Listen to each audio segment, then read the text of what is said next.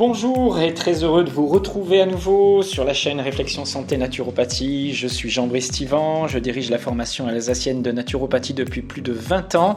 20 ans que je dispense des formations, des stages ouverts à tous encore et aujourd'hui aussi en visio. Voilà, vous êtes sur donc une série de vidéos qui correspondent en fait à des conférences de fin d'études d'étudiants en fin de cycle de formation donc, et ils vous présentent des expériences qu'ils ont vécues, des chemins qui correspondent bien sûr à leur parcours et qu'ils partagent aujourd'hui avec vous. Alors cette conférence que vous allez voir ici est sans doute l'une des plus fortes que je n'ai jamais entendues et je tiens déjà à remercier Pierre de ce fabuleux partage. Il va vous décrire son cheminement qui l'a conduit à la guérison d'une sclérose en plaques en utilisant tous les outils qu'il a acquis tout au long de ces 10 dernières années. Alors, Pierre va vous décrire ce parcours magnifique qui l'a conduit aujourd'hui au métier donc de thérapeute holistique. Il utilise aujourd'hui 5 grands outils, 5 piliers dans une méthode qu'il a développée, déjà pour lui guérir, mais aujourd'hui pour aider d'autres personnes à guérir, à se sortir de grosses pathologies. Ces 5 piliers gravitent autour de la PNL, du décodage biologique, de la nutrition, l'alimentation, l'exercice physique et des soins spécifiques, et ce qui lui a permis d'obtenir de fabuleux résultats, en particulier d'autres rémissions de sclérose en plaques sur des patients qu'il va vous décrire d'ailleurs en fin de cette très belle conférence. Alors je précise juste que son approche, comme celle que nous prônons depuis très longtemps dans la formation alsacienne de naturopathie, ne s'oppose pas à la médecine, mais lui est complémentaire et ne dispense donc pas d'examen, de diagnostic ou de suivi médicaux particuliers, même si Pierre, comme vous verrez, s'il s'est appuyé sur des médecins pour des diagnostics, n'a pas choisi la voie officielle pour tout ce qu'on lui a proposé du moins. Voilà, je vous invite donc à aller au bout de cette très belle conférence passionnante, que vous soyez un patient, que vous soyez dans le développement personnel, la naturopathie, ou que vous voulez en savoir plus sur l'humain en général. Je vous laisse avec Pierre, que vous pouvez d'ailleurs joindre. Vous verrez, ses coordonnées sont à la fin de cette très belle conférence. Voilà, une conférence à partager et à écouter sans modération jusqu'au bout. Dernière conférence pour la journée. Je précise juste une chose, c'est que toutes les conférences là qu'on propose n'engagent que leur auteur, d'accord, et ne dispensent pas d'un suivi médical, d'examens médicaux, de traitements médicaux. On est bien d'accord qu'on travaille dans un autre domaine que la médecine. Bien, la parole est à Pierre, qui va vous parler de ce que je pense être une fabuleuse aventure, même si ça part d'une maladie qui est considérée comme grave, bien sûr, handicapante, mais je pense que c'est sa résilience qui va vous frapper et son chemin. À toi, Pierre. Merci. Alors, je vous présente Mathilde. Mathilde est quelqu'un de sociable, Mathilde est quelqu'un d'enthousiaste, Mathilde est quelqu'un de communicative. Et d'ailleurs, Mathilde aime bien parler, aime bien dire des choses, et par moments, elle est tellement spontanée qu'il y a des choses comme ça qui sortent de sa bouche, et tout d'un coup, c'est la bourde. Ça va vexer quelqu'un, ça va blesser quelqu'un, et au moment où elle s'en rend compte, elle a peur, elle a un stress, elle commence même à avoir honte. Et de manière quasiment instantanée, son système nerveux autonome va réguler de l'adrénaline qui va dilater ses vaisseaux sanguins et provoquer un afflux sanguin au niveau de son visage, et elle va rougir. Et moi, de mon côté, je vais vous raconter l'histoire à travers les émotions que j'ai vécues dans un conflit, mais aussi mon hygiène physique et alimentaire, qui m'a permis de trouver un moyen de retourner mon système immunitaire contre moi. Mais aussi, par ces mêmes aspects-là, l'émotion, l'hygiène alimentaire, l'hygiène physique, trouver une solution pour aller vers une rémission active et durable. Donc là, c'est effectivement l'accompagnement naturopathique par rapport à la sclérose en plaques que je vais vous présenter. Un petit sommaire, du coup, d'abord, dans un premier temps, avant un peu revoir l'aspect médical et tous les aspects médicaux autour de la sclérose en plaques. Ensuite, j'ai parlé un petit peu de mon histoire, des premières poussées que j'ai pu vivre jusqu'à la rémission. Ensuite, j'ai abordé le biodécodage. J'ai fait ce choix parce que je suis rentré en fait dans la rémission de cette maladie par ce par ce pôle-là, on va dire par le pôle du biodécodage, mais aussi de la psychogénéalogie. Après, j'ai aussi bien sûr abordé l'hygiène alimentaire, l'hygiène physique, les éléments naturels en fait qui peuvent nous aider dans le cadre de la sclérose en plaques, et aussi quelques contre-indications qu'on va pouvoir retrouver. Et enfin, j'ai terminé par quelques compléments alimentaires et également quelques témoignages d'accompagnement que j'ai pu faire de personnes qui sont aussi malades de cette sclérose en plaques. Alors tout d'abord, les aspects médicaux de la sclérose en plaques, la définition, c'est une maladie du système nerveux central de type inflammatoire et auto-immun, puisque bien entendu, ce sont les anticorps qui vont s'attaquer à la gaine de myéline qui recouvre les nerfs et qui vont provoquer une inflammation. Donc là, généralement, on appelle ça sclérose en plaques parce que quand cette gaine effectivement est attaquée, il reste un aspect de plaque un petit peu dépoli au niveau du coup de l'IRM. Le rôle de la myéline, c'est de protéger, d'isoler et de nourrir le nerf. Si on devait prendre une comparaison, on pourrait prendre par exemple un câble électrique. Le câble électrique, donc, ce serait ce nerf, et la myéline, ce serait le plastique autour de ce câble électrique. Et sans bien sûr ce plastique, l'isolation ne peut pas se faire et la conduction du signal non plus. Donc là, dans la sclérose en plaques, ce qu'on va avoir comme problème, c'est un problème de transmission du signal nerveux, voire l'absence de transmission dans des cas les plus graves.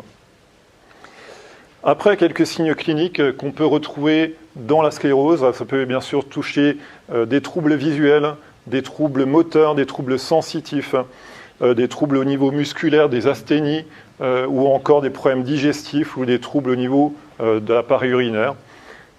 Donc globalement, les trois principaux signes qu'on va trouver dans la sclérose en plaques au départ, c'est cette asthénie, ces troubles moteurs et les signes oculaires. D'ailleurs, la première, la poussée première en sclérose en plaques la plus fréquente, c'est une névrite optique rétrobulbaire, Norbe pour les intimes, où là, effectivement, là, on va avoir une inflammation du nerf optique et ça va être souvent les premiers signes de la sclérose en plaques. Alors pour ma part, j'ai eu 2 poussées. En 2004, j'ai eu une hémianopsie latérale homonyme droite, donc le terme médical. J'ai donc plus simplement, j'ai perdu la moitié droite de ma vue. Je suis descendu notamment à l'œil gauche jusqu'à 1/20. Là aujourd'hui, voilà, j'ai récupéré ma vue. Je suis remonté à 8/10 sous l'œil gauche. Et sinon, tout se passe bien par rapport à la vue. Sinon, deuxième poussée en 2007, un hypersignal intramédulaire T2, T3. Donc cet hypersignal veut simplement dire que j'avais vraiment des troubles sensitifs sur tout le côté gauche parce que j'avais une poussée au niveau de la moelle épinière et que ça a affecté effectivement toutes mes sensations du côté gauche, voire par moments j'avais un excès de sensations type coup de soleil, brûlure, ce genre de choses. Après le diagnostic, comment il est posé? Tout simplement, on va faire un examen d'IRM de l'encéphale, de la moelle épinière, qui va pouvoir permettre de visualiser ces zones inflammées, soit dans l'encéphale, soit au niveau de la moelle épinière.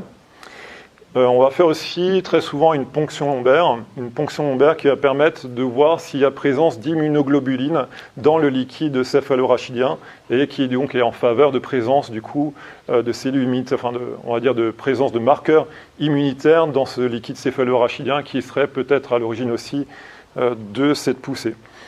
Ce qui va permettre le diagnostic, c'est la dissémination, alors c'est leur terme, dissémination des lésions dans l'espace et le temps. Qu'est-ce que ça veut dire concrètement? Ça veut dire que pour diagnostiquer une sclérose en plaques, il va falloir avoir au minimum 2 poussées dans des endroits différents au niveau spatial et dans des temps différents.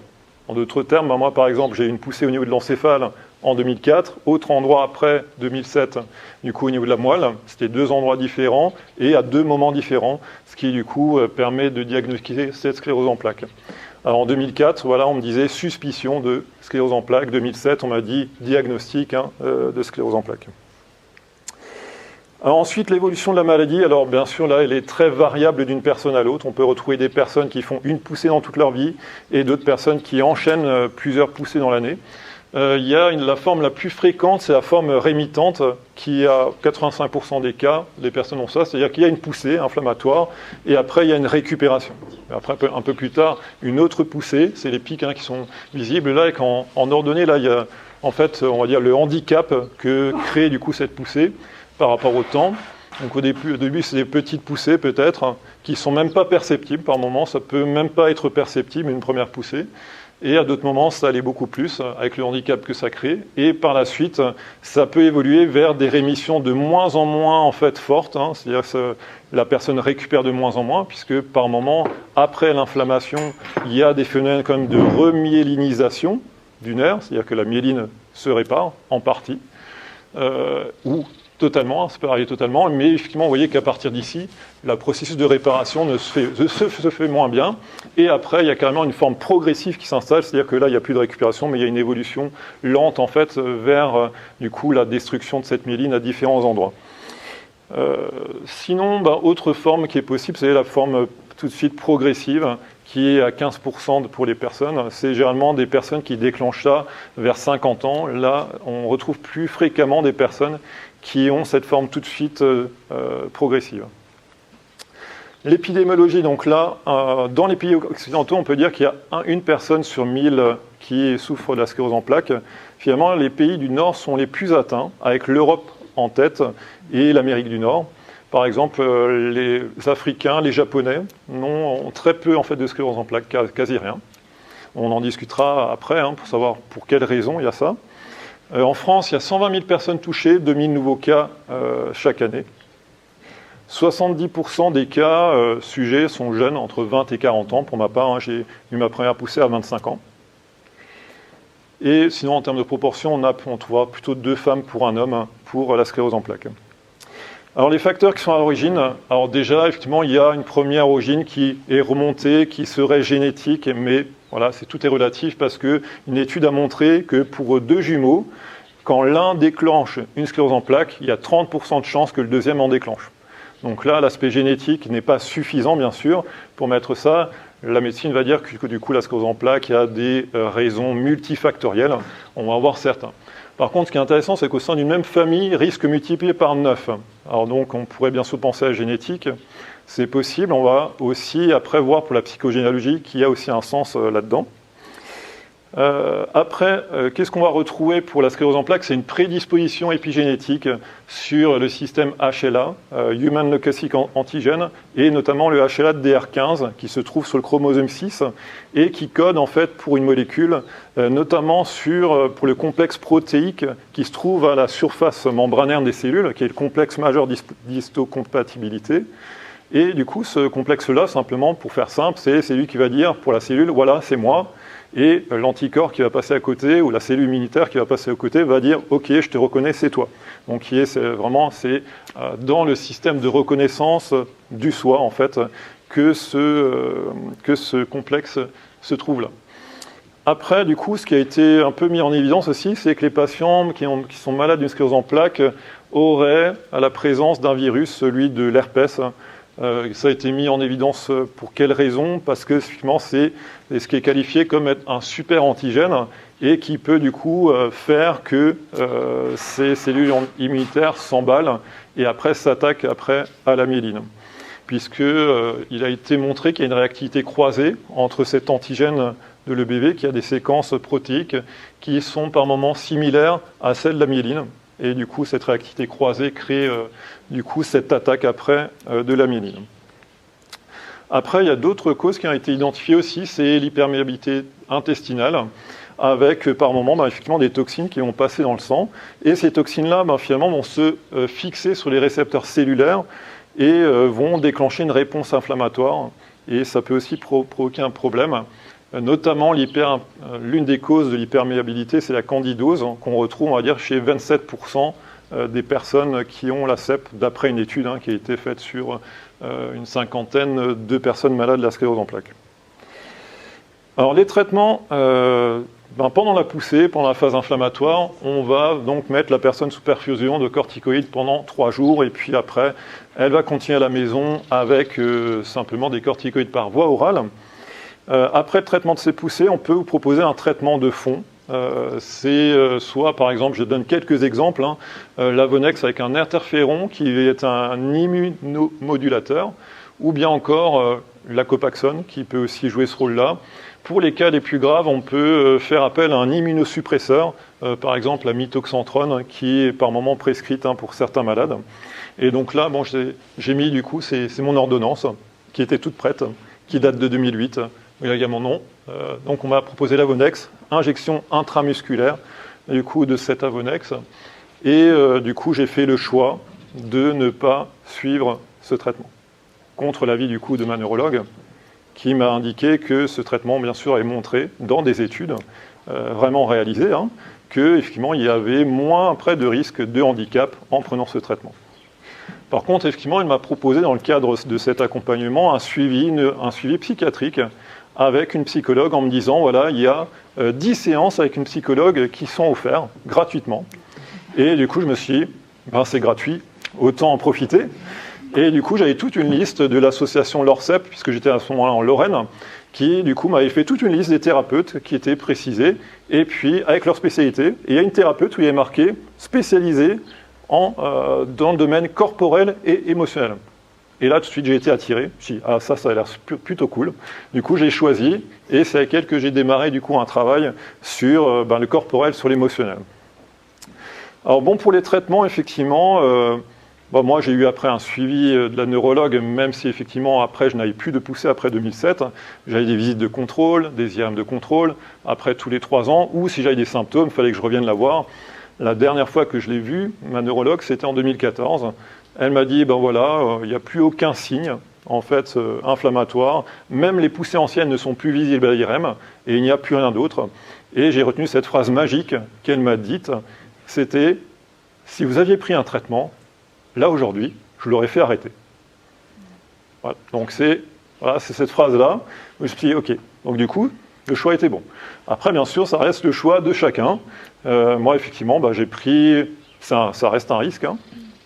Le choix d'un traitement se fait avec votre médecin, bien entendu, mais au final, la décision, c'est à vous qu'elle revient. C'est vous qui avez le pouvoir. C'est vous qui sentez si ce traitement-là est bon pour vous ou si ça ne l'est pas.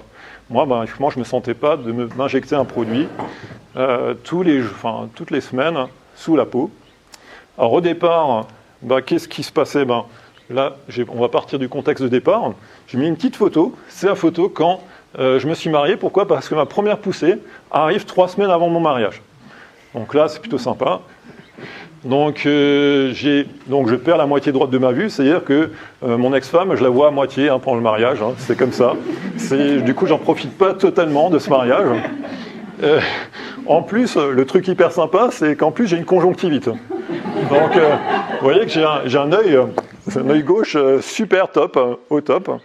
Et donc là, qu'est-ce qui se passe à ce moment-là? Je vis un conflit, effectivement. Je vis un conflit particulier par rapport à ça, c'est que mes 2 familles sont un peu en guéguerre, on va dire. C'est-à-dire que la famille de mon ex-femme, le mariage se passe dans son village, elle organise un peu tout, et puis mes parents disent, nous, on aimerait bien aussi un peu participer.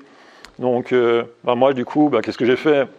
Je suis allé la voir pour lui dire, voilà, ce serait bien de lâcher un peu de lest. Enfin, peut-être que j'ai dit de manière un peu moins diplomatique. Et ce qui fait qu'après, mon ex-belle-mère a pleuré. Et là, du coup, pour moi, en fait, là, à ce moment-là, c'est mon propre ressenti. Je l'ai vécu comme un drame. J'ai dit, waouh, j'ai fait pleurer mon ex-belle-mère. C'était vraiment, j'ai ressenti une grosse colère, et une colère que j'ai retournée contre moi. C'était une colère intérieure. Et avec cette phrase que je me suis dite, mais je ne veux pas voir ça. Je ne veux pas la voir pleurer. Et mon corps m'a écouté, effectivement, m'a fait perdre la moitié. Voilà. La moitié de la vue à ce moment-là. Voilà, c'est pour la première histoire, on détaillera après. Après, où je pars, j'ai une taille de 2,2 m à ce moment-là, 120 kg, un indice de masse corporelle de 29, c'est-à-dire en surpoids avancé. D'ailleurs, mes ex-beaux-parents m'avaient offert cette BD, Les très bonnes raisons de ne jamais faire du sport. Je ne sais pas ce qu'il voulait dire, mais visiblement, ça voulait dire. Il y avait un message subliminal derrière, puisque ce n'est pas simplement les très bonnes raisons de ne pas faire du sport, mais de ne jamais faire de sport. Donc c'est un peu ce que je faisais à ce moment-là. Bon, bref. L'hygiène de vie, donc pas d'activité sportive, alimentation industrielle, et à ce moment-là, j'étais aussi en reconversion. Et puis, à ce moment-là, effectivement, je passe par beaucoup de colère. Quand j'apprends, à 25 ans, que j'ai peut-être une maladie auto-immune, une sclérose en plaques, là, j'ai beaucoup de colère. Vraiment, je ressens beaucoup de colère et d'injustice par rapport à la vie. Je me dis, mais pourquoi, en fait, ça m'arrive à moi? Beaucoup de tristesse aussi. Je sens que ma vie ne sera plus comme avant. qu'il y a quelque chose là qui va changer à jamais par le fait qu'il y a cette maladie. Et donc pendant 1 an, je suis sur des forums de santé pour aller discuter avec d'autres malades comme moi, parce qu'effectivement j'ai besoin de me connecter à des gens qui vivent la même chose que moi, pour ne pas me sentir seul, parce que c'est difficile. Ces personnes-là, du coup, elles ont d'autres poussées. Elles ont par moments des problèmes moteurs, des poussées plus graves que moi, elles ont des traitements, je vois leurs effets secondaires. Au départ, ça me fait du bien, mais après, je commence un petit peu à broyer du noir. Et là, j'ai vraiment ce sentiment de me dire, voilà, j'ai peur de perdre l'usage de mes jambes. Ça, c'est la peur. Chaque matin, du coup, à ce moment-là, je me réveille, je dis, voilà, est-ce que mes jambes bougent encore ? Et là, c'est vraiment infernal. C'est vraiment, je broie du noir complètement à ce moment-là. Et j'ai cette épée au-dessus de ma tête, cette épée de Damoclès qui est là. Et là, je me dis, il faut que je fasse quelque chose. Et ce quelque chose, c'est la course à pied. C'est-à-dire, si, à un moment, mes jambes, je ne peux plus les utiliser, eh bien, je me dis, autant en profiter, il faut que je me fasse plaisir. Et ça, en fait, c'est une décision très forte. Parce qu'effectivement, je ne fais jamais de sport. Moi, en tant que gamin, pour les crosses de collège, j'étais toujours le dernier gamin qui arrivait tout rouge et qui n'avait pas d'endurance. Et donc, voilà, je commence à courir. C'était difficile. Et puis, j'ai pris, ce que j'ai pris comme constante, je dis, c'est ma masse, c'est mon poids. J'ai mesuré, je me suis dit, tiens, j'ai m'amusé à mesurer mon poids tout au long. J'ai commencé à prendre en 2006 jusqu'en juin 2010. Où donc, je suis passé de 120 kg à 93 kg. Grâce, du coup, à la course à pied. Alors que j'étais toujours le pauvre gamin essoufflé. Du coup, en 2012, j'ai remporté cette médaille. Je terminais à un 5 km, deuxième de ma catégorie senior, alors que, au départ, je ne faisais pas du tout de sport, je n'avais pas trop d'endurance. Après cette histoire, je suis devenu guide en course à pied. On m'a sollicité pour guider une athlète déficiente visuelle en course à pied. Elle a été repérée par la Fédération française d'handisport. Elle a eu des titres en championnat de France, sur le 100 mètres, 200 mètres, 400 mètres, 800 mètres. Ça a été une aventure sportive vraiment extraordinaire. Mais au-delà de ça, c'est ce que m'a permis, en fait, cette expérience, c'est l'acceptation de ma maladie. Parce que si on veut guérir d'une maladie, c'est pas en la combattant, c'est pas en la fuyant. C'est d'abord en l'acceptant comme un signal de son corps qu'il y a quelque chose qui ne va pas. Et grâce, du coup, à cette athlète déficiente visuelle, grâce à tous ces jeunes que j'ai rencontrés en situation de handicap, et qui, en fait, avaient cette capacité, en fait, à faire face à la vie, à être joyeux, et à s'adapter, en fait, ils s'adaptaient sans problème avec ce handicap, eh bien, du coup, pour moi, la peur du handicap, elle s'est évanouie. Et j'ai commencé à accepter la maladie. Et je me suis même dit que c'était un cadeau, cette maladie. Alors qu'avant, pour moi, c'était une injustice. Là, aujourd'hui, pour moi, c'est un cadeau. Immédiat, parce que j'ai compris qu'il fallait que je prenne soin de moi. Futur, parce que ça m'a permis de vivre des expériences extraordinaires que jamais je n'aurais pu vivre avant. Et caché, parce que, bien entendu, si je n'avais pas vécu ça, je ne serais même pas ici à vous parler de ça. Alors, on va voir un petit peu le biodécodage. Le biodécodage, pour faire simple, quand vous êtes en situation de surstress, eh bien, quand vous ne trouvez pas de solution à ce surstress, votre corps va vous proposer une solution en biologisant, du coup, cette maladie dans votre corps, pour justement faire baisser cet état de surstress. L'émotion, en fait, clé pour cette maladie auto-immune, c'est la colère intérieure refoulée. Là, je l'ai clairement identifié. Ma chance, c'est que j'ai tout de suite compris qu'il y avait, du coup, une colère qui était là et que je retournais contre moi. D'ailleurs, c'est très souvent, en fait, dans les accompagnements que j'ai pu faire, des personnes qui ont un peu un profil de perfectionniste. C'est-à-dire les personnes qui sont très dures envers elles-mêmes, qui sont intransigeantes, et qui, justement, la colère, c'est un problème pour les perfectionnistes. Parce que même la colère, ils ne la tolèrent pas. Ils diraient, en fait, on a un avis un peu, on va dire, un préjugé négatif sur cette colère, et le fait simplement de se montrer en colère, pour le perfectionniste, ça ne va pas. Non, ça ne veut pas dire, je ne suis pas exemplaire, du coup, on peut me reprocher d'être en colère, et c'est quelque chose qui refoule d'habitude. Donc, comportement à travailler, les attitudes clés que j'ai pu travailler avec ma psychothérapeute, c'est l'indulgence, l'amour pour moi, le plaisir, parce qu'effectivement, ça n'a pas besoin d'être parfait par moment. Cette présentation ne sera pas parfaite, mais l'essentiel, c'est que j'ai du plaisir à vous la partager. La liberté aussi, puisqu'on verra qu'il y a problème avec aussi le fait d'être coincé, le déplacement dans la sclérose en plaques et l'autonomie. Donc là, j'ai un petit peu avancé. Donc là, les conflits, le contexte conflictuel de la sclérose en plaques, c'est une double contrainte dans un contexte conflictuel neuromoteur.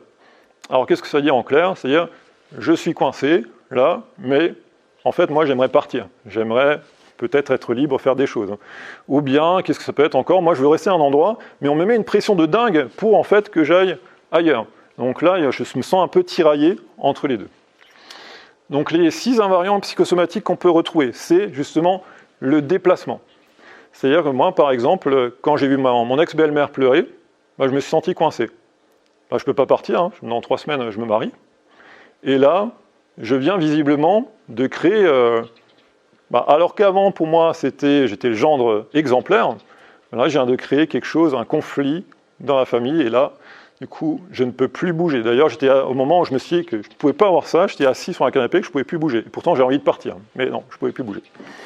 La verticalité. Alors, la verticalité, c'est aussi, ça peut être vécu physiquement, vraiment, ou symboliquement. Alors moi, en fait, dans ma famille, en fait, on m'a toujours fait comprendre qu'il faut que je sois exemplaire. Sage comme une image, il ne faut pas bouger. Parce qu'on t'aime bien quand tu ne bouges pas.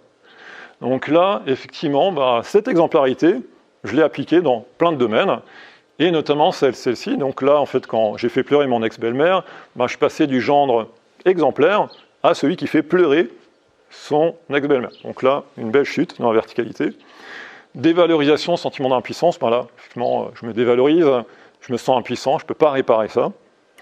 La séparation aussi, qui est aussi un invariant psychosomatique. Donc là, du coup, séparation, risque de séparation avec mon ex-belle-mère, risque de séparation peut-être avec ma compagne s'il y a un conflit.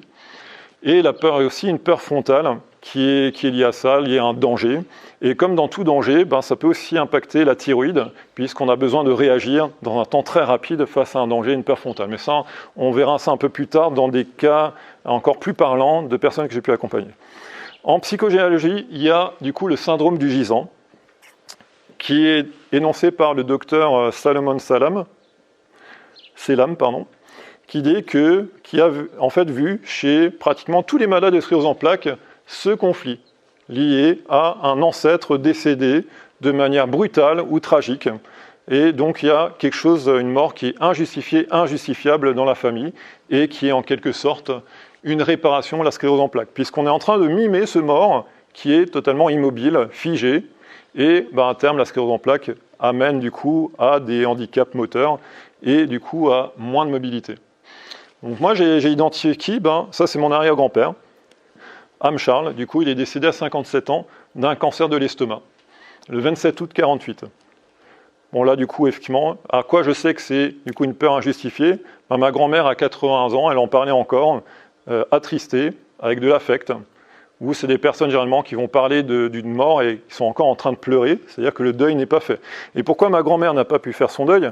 Parce que en fait elle s'est mariée même pas 15 jours, même pas 8 jours après la mort de son père. Donc je ne sais pas si vous imaginez, elle a 20 ans, elle vient d'enterrer son père, alors que son père aurait dû être présent pour la guider pour le mariage. Donc là, effectivement, vraiment une impossibilité à ce moment-là pour elle, à la fois de profiter du mariage et faire son deuil. Et moi, je vous rappelle, ma première poussée, c'est juste avant le mariage.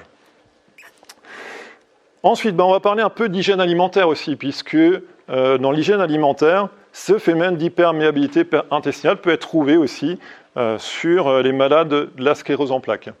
C'est-à-dire que là, vous voyez, tous ces aliments-là, l'huile raffinée, les sucres, l'alcool, le gluten, les additifs, toute l'alimentation industrielle, elle va faire quoi? Elle va provoquer la formation, la fabrication de protéines qui sont appelées les zonulines, qui vont avoir un effet sur les jonctions serrées entre ces entérocytes et créer du coup une ouverture et donc une perméabilité intestinale. On a remarqué dans des études que effectivement les personnes malades de la sclérose en plaques ont une concentration importante dans le sang de zonulines. Autre chose aussi, bien sûr, ce que je disais, la candidose avec la présence de champignons, le candida albicans, il contribue à une atteinte de muqueuse par des sécrétions enzymatiques. Alors à quoi on marque les candidoses? C'est généralement quand la personne a des problèmes de digestion, des ballonnements, mais aussi une pulsion forte pour le sucré. Et effectivement, on peut retrouver du coup ça. Et par exemple, ces enzymes sécrétées vont contribuer, elles aussi, à cette perméabilité intestinale. Et donc, dans cette étude que j'avais vue, 27% des personnes malades de la sclérose en plaques avaient cette candidose qui était là, qui est d'ailleurs aussi, en fait, incriminée dans la thyroïde d'Hashimoto, puisque là, il y a une réaction croisée carrément qui se fait entre, du coup, la thyroïde et le candida albicans. Donc ça, c'est bien sûr pas seulement spécifique à la sclérose en plaques. Alors, qu'est-ce qu'on pourrait proposer à une personne comme type de régime? Donc, c'est le régime de type signalé, avec l'exclusion de tous les laits, des céréales mutées, des produits cuits, puisque là, c'est un régime qui est à base de crus, principalement, puisque là, on essaie d'éviter ces réactions de Maillard, hein, c'est des réactions entre le sucre qui est dans le sang et les protéines, qui va créer des protéines glyquées et qui, du coup, engendre après des processus inflammatoires. Donc, exclusion des huiles raffinées, limitation des produits pollués, bien sûr, hein, tout ce qui est un petit peu régime hypotoxique, sans polluants, pas industriel. On peut aussi, bien sûr, penser au régime cétogène. Moi, de mon côté, c'est plutôt le régime duquel je me rapproche. J'adore, en fait, le poisson. J'adore les avocats, l'huile de coco, c'est vraiment super. D'ailleurs, Seignalé, lui, a remarqué que les Japonais, qui mangeaient beaucoup des produits de la mer, n'ont pas de sclérose en plaques. Quasi pas. Donc là, effectivement, bien sûr, cette nourriture riche en oméga 3 favorise aussi, du coup, limite ces processus d'inflammation et aussi d'hyperméabilité intestinale. Donc là, régime cétogène, 70% de lipides, 25% de protéines, 5% de glucides. Donc, je pense que je suis un peu plus en glucides. Mais là, effectivement, le côté sucre, j'ai vraiment extrêmement réduit tout le sucre, alors qu'avant, je mangeais quand même beaucoup extrêmement sucré. Donc là, j'avance. L'hygiène physique. Alors là, le sport que je conseille, c'est un sport adapté qui stimule l'appareil locomoteur, puisque là, bien sûr, c'est en rapport avec la maladie. Donc par exemple, une marche nordique, footing, gymnastique douce, 2 à 3 fois par semaine. Là, ce qui va être important dans ce sport, c'est que le déplacement, puisque c'est un conflit de la sclérose en plaques, que le déplacement soit associé au plaisir de se déplacer et à la liberté. Moi, en fait, la course à pied m'a permis de trouver ça. Le fait d'avoir du plaisir à me déplacer, le fait de me sentir libre de courir en forêt. Et donc ça, c'était vraiment quelque chose qui m'a aidé là-dedans, outre tous les aspects positifs du sport, sur le système nerveux, articulaire, cardiovasculaire, la régulation de la glycémie, la lipolyse. Bien sûr, il y a ça. Et ce sport, bien sûr, il va être adapté à la personne, puisque bien sûr, il y a des personnes qui n'arrivent plus à bouger. Il y a des personnes qui sont atteintes beaucoup plus fortement, mais on va leur proposer alors une gymnastique douce ou une gymnastique sur chaise, avec des petits objectifs pour qu'ils retrouvent en mobilité et en plaisir de se déplacer. Parce que s'ils n'ont pas ce plaisir, qu'est-ce qui va se passer? Problématique de déplacement, dévalorisation, impuissance, je ne suis plus capable de faire tout ça, et on revient, c'est un cercle vicieux, on revient du coup dans cette problématique de la sclérose en plaques. Ensuite, les éléments naturels. L'héliothérapie, pourquoi c'est important? Bien sûr, pour notamment la vitamine D qui aide à réguler le système immunitaire. Le earthing aussi. Pourquoi? Parce que simplement, étant donné qu'on a des troubles sensitifs et moteurs très fréquemment en sclérose en plaques, le fait de remarcher pieds nus au sol, ça va vraiment stimuler ces terminaisons nerveuses auprès des pieds. Ça va faire vraiment du bien. Et d'autres impacts aussi à la circulation sanguine et lymphatique, la digestion, les douleurs chroniques, le fonctionnement de la glande thyroïde aussi. Et vous savez que c'est aussi un invariant pour la sclérose en plaques en biodécodage. Donc là, c'est très bon de faire ça. Moi, je le pratique là de plus en plus. Je me suis d'ailleurs mis depuis, grâce à Jean Brice, je me suis mis à la course à pied aussi, en pieds nus, parce qu'il m'a donné envie de le faire et je trouve ça vraiment top. L'hydrothérapie. Alors, ce qu'on pourrait conseiller pour l'hydrothérapie, c'est de pratiquer, de se mettre peut-être petit à petit sur les douches froides ou bains froids. J'ai mis aussi la cryothérapie, même si ce n'est pas de l'hydrothérapie, mais c'est aussi une thérapie par le froid. Pourquoi? Parce que ça a des avantages sur le système nerveux, le système immunitaire, réduction de l'inflammation, de la fatigue musculaire et sur le système respiratoire. Alors moi, de mon côté, quand je suis heureux, quand je pars en footing, que je fais un footing pieds nus et que je fais un bain dans la fontaine qui est tout en haut de la forêt, et ensuite que je reviens, c'est là où je me sens le mieux après. C'est vraiment top. Contre-indication, Donc sur certaines plantes adaptogènes et immunomodulatrices, par exemple comme le ginseng, l'Echinacea, l'astragale, puisque ça va plutôt stimuler les lymphocytes T killer, donc qui cytotoxiques, qui peuvent avoir un impact sur la sclérose en plaques. Donc là, on va essayer de faire attention à ces plantes-là, même si voilà, moi aujourd'hui, ça m'arrive de prendre du ginseng, hein, j'ai pas de problème particulier, mais pour les personnes qui sont en phase aiguë, voilà, on va pas prendre ça.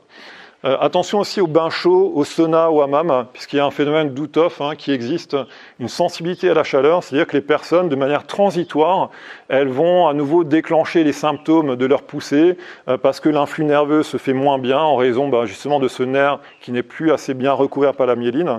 Et du coup, pendant un moment, elle va peut-être rééprouver des troubles moteurs, des troubles sensitifs, des troubles de la vision, si ça a impacté sa vision. Et moi, par exemple, quand je courais, j'avais ça, hein, je sentais qu'après, mon corps était chaud, et je sentais qu'après, j'avais du mal à voir à cause de cette poussée-là. Donc ça peut être un problème au départ, sachant que là, maintenant, moi aussi, je n'ai plus de problème à faire des saunas et ce genre de choses. Donc là, ça peut être plutôt au départ, on va faire plutôt attention à ça. En complément alimentaire, donc là, toujours pour l'hyperméabilité intestinale, on va pouvoir proposer des probiotiques avec cette souche Lactobacillus acidophilus albesthermostabilisé. Moi, par exemple, j'aime bien celui le Lab Symbiodor, le produit de Parinat.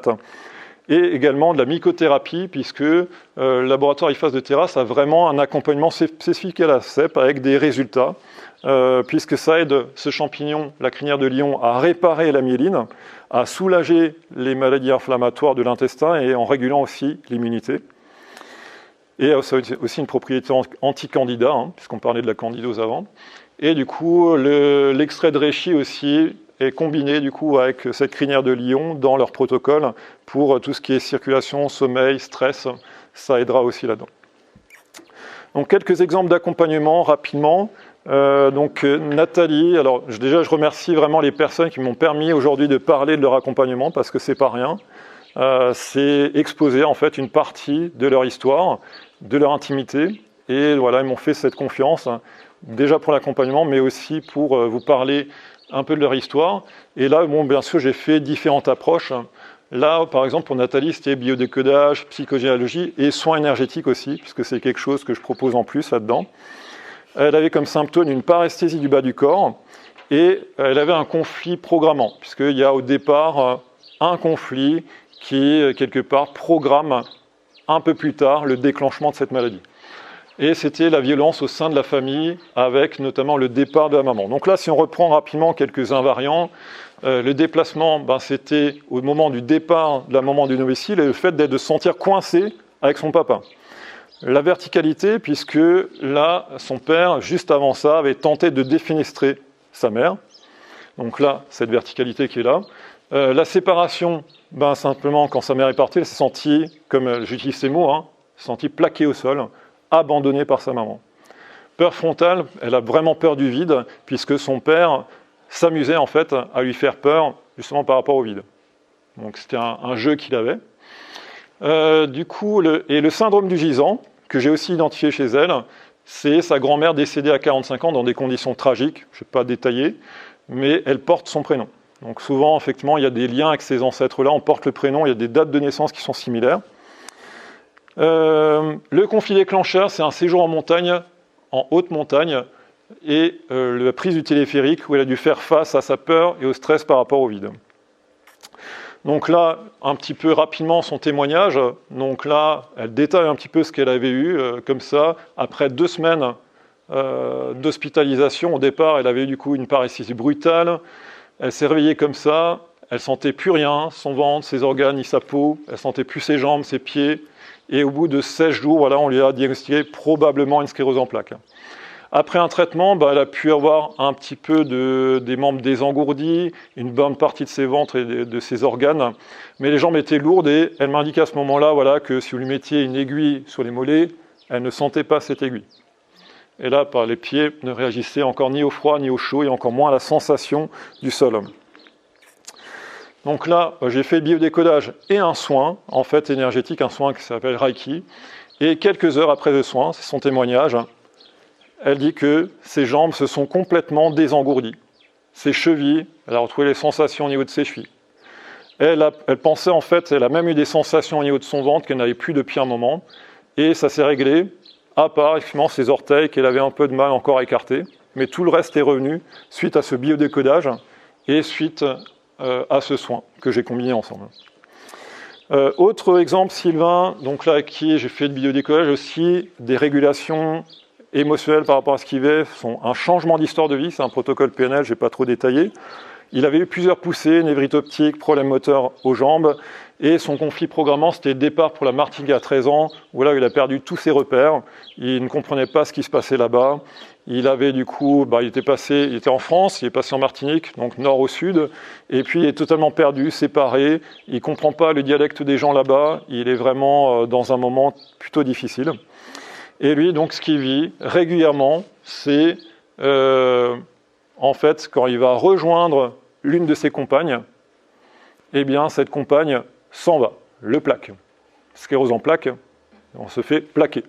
Donc là, et lui, en fait, il met tout en fait sur cette personne. C'est-à-dire qu'il a quitté son lieu de vie, il a tout changé et il va dans un lieu de vie qu'il ne connaît pas. La seule personne qu'il connaît, c'est cette personne. Et elle lui dit du jour au lendemain, écoute, non, finalement, je ne sens pas, on ne va pas s'installer ensemble.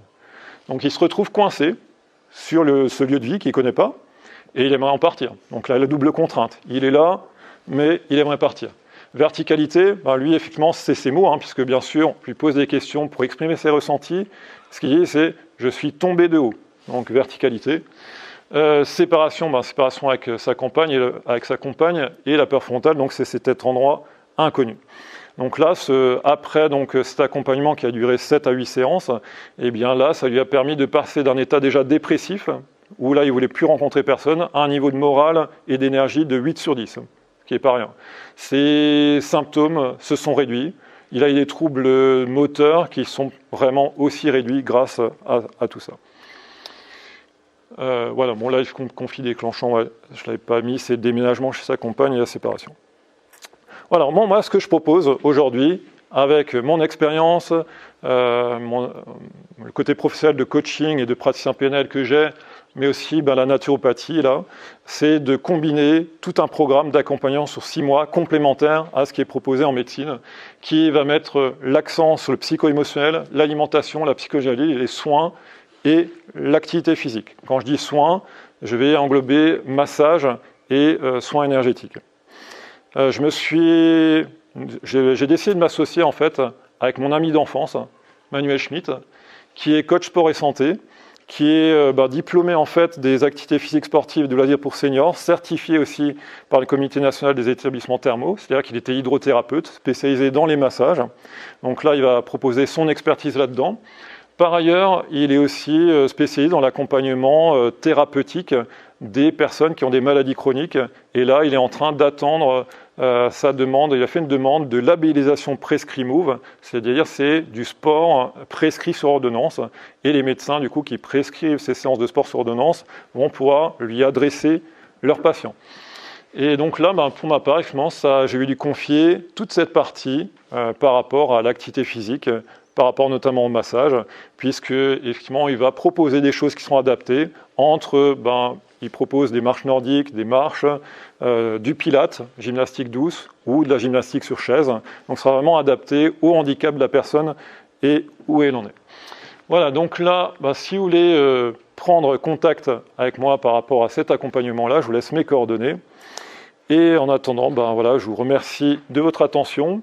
Et bien sûr, je vous conseille absolument de lire ce livre du docteur Salomon Selam sur tout ce qui est biodécodage, psychogénéalogie. Je pense que c'est l'un des livres les plus complets que j'ai lu là-dessus et qui est vraiment très très intéressant et qui permet de comprendre effectivement encore mieux ce qui se passe dans ce conflit de la sclérose en plaques.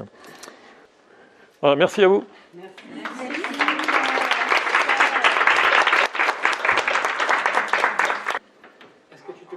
Guéri aujourd'hui ? Je me considère guéri, tout à fait.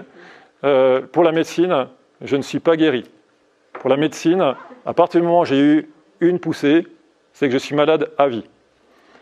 Donc moi, aujourd'hui, je me considère guéri. Donc là, dans mes accompagnements, je vais parler de rémission active et durable. Je ne vais pas parler de guérison, parce que ça, effectivement, je n'ai pas le droit de le dire. Alors je m'estime guéri, bien sûr, mais si je refais en fait tout ça, tout ce qui m'a mené là-dedans, bah, je vais retomber malade, hein. Bien sûr, c'est évident, quoi. Mais comme chacun, pourquoi tu as le droit de le dire, c'est ton opinion, hein. Oui, Tu n'as pas le droit de dire que tu vas guérir les autres, mais tu as le droit de dire que toi, tu te sens guéri. oui. Il le dit. Moi, je me sens. Tu n'as plus de symptômes. Je n'ai plus de symptômes. Les IRM étaient totalement neutres, hein, la dernière fois que je les ai faites. Hein, voilà. Bah, comme dit, je ne peux pas limiter à l'alimentation. Ça aide forcément. Mais effectivement, il y a d'autres causes. Hein, c'est multifactoriel. Moi, du coup, dans l'accompagnement, je mets l'accent sur l'alimentation parce que je pense que c'est important, vraiment. Mais il n'y a pas que ça. Il n'y a pas que ça. Et toi, qu'est-ce qui t'a fait guérir? T'as Moi, guéri à quel moment? Tu l'as su? Alors, à quel moment je l'ai su? C'est une très bonne question. Donc, effectivement, je l'ai su en 2009, au moment où j'ai senti une troisième poussée éventuelle, en fait, parce que j'avais de nouveau des problèmes sensitifs qui se sont développés. Et ben, par chance, j'ai été suivi par cette psychothérapeute qui m'a mis du sens, tout ce que je vis dans mon corps, émotionnellement. Et c'était une séance pendant 1h30 que j'ai eue avec elle. Je suis sorti en fait de chez elle, je n'avais plus aucun symptôme. Et là, ce jour-là, je me suis dit, ok, je viens d'appuyer sur l'interrupteur off de cette chose-là. J'ai quand même fait un IRM de contrôle, il n'y avait rien. Il n'y avait rien sur l'IRM. Mais j'ai senti ce jour-là à quel point, voilà, c'était en allant dans le corps et dans l'émotionnel, je pouvais trouver des clés pour me libérer de ça. Là j'ai vraiment compris ça. Alors les deux personnes là que j'ai citées, non, je ne les ai pas accompagnées au niveau alimentaire. Je leur ai proposé, mais effectivement l'une d'entre elles m'a dit, oui, j'applique déjà ça, cette alimentation. Donc là, Nathalie par exemple, là les résultats sont venus en une séance. Hein. C'est en une séance, ça, le biodécodage et le soin ont créé l'arrêt des symptômes. De la guérison chez elle. Elle a fait des scanners après, elle a des choses qui ont disparu, elle a fait des contrôles. Elle a fait un contrôle au niveau de l'encéphale, effectivement, il n'y a plus rien. Et là, elle doit encore faire un contrôle de la moelle épinière. On peut basculer, même si ce n'est pas une guérison définitive, en une séance. Le cerveau, à un moment donné, pour elle en tout cas, tu peux dire qu'elle est passée d'un état pathologique à un état nettement amélioré en une séance. En une séance, oui. C'est ce qui s'est passé, on est d'accord? C'est ce qui s'est passé, oui. Parce que le cerveau peut brancher et débrancher. Comme je l'ai vécu moi-même d'ailleurs, Oui. quand j'étais chez cette psychothérapeute, qui m'a fait prendre conscience de ce que je vivais. Et quand je suis sorti, c'était vraiment dingue. Hein. Pour moi, c'était vraiment de l'interrupteur, hein, on-off, dans les symptômes que je ressentais dans mon corps. Tu pourrais dire que c'est le lien, la prise de conscience qui guérit. Est-ce que ça suffit ou pas? Bonne question. Alors, la prise de conscience. Qu'est-ce qui s'est passé dans cette consultation?